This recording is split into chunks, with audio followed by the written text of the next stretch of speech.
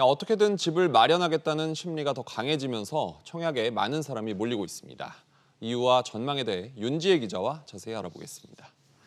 이번 아파트 청약에 왜 이렇게 사람들이 많이 몰린 겁니까? 네, 앞서 보신 것처럼 일단 인근 시세보다 이 분양가가 4억 원 이상 저렴하다는 게 가장 큰 이유겠죠. 네. 그런데 서울 내 공급이 부족한 상황이 이어지고 있는데 이번 청약 아파트가 강동구 역세권에 있어서 입지가 좋은 점도 인기의 이유로 꼽히고 있습니다.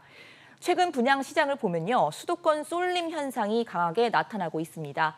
올해 청약 경쟁률 상위 5곳을 보면 경기도 화성, 과천, 성남 등으로 서울과 가깝고 교통이 편리한 곳이 많았습니다. 네. 분양가가 9억 원이 넘으면 중도금 대출이 불가능한데도 관심이 크게 쏠렸죠. 그만큼 현금 부자들이 많다는 뜻도 되고 영끌을 해서라도 내 집 마련에 나서겠다, 이런 사람도 적지 않은 것으로 보입니다. 정부가 계속해서 공급을 늘리겠다는 의지를 강하게 보여왔는데 그렇다면 이게 별로 효과가 없다는 뜻도 될 수 있을까요? 네, 인기가 있는 지역의 경우에는 공급이 상당히 더디게 이루어지고 있기 때문입니다. 특히 서울은 재건축, 재개발 등 정비 사업을 통해서 공급이 이루어질 수밖에 없는데요.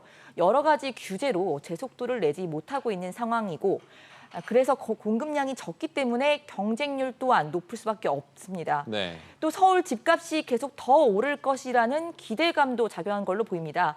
지난주 서울 아파트 매매 수급 지수는 104.1로 전주보다 소폭 떨어지긴 했는데 24주 연속 기준선인 100을 웃돌고 있습니다. 한마디로 서울에 있는 아파트를 사고 싶다, 이러한 매수 심리가 여전히 강한 겁니다. 정부가 분양가를 지금보다 더 올리기로 했다고 하는데 어떻게 진행되고 있습니까? 네, 주택도시보증공사가 오늘 고분양가 심사 제도를 일부 보완하기로 했습니다. 분양가 상한선을 주변 시세와 최대한 비슷하게 만들겠다는 얘기인데 결국 분양가가 오르게 될 가능성이 큽니다. 네. 하지만 분양 아파트가 어쨌든 간 시세보다 낮고 새 아파트다 보니까 청약 열기는 여전히 이어질 것이라는 게 전문가 의견인데 들어보시죠.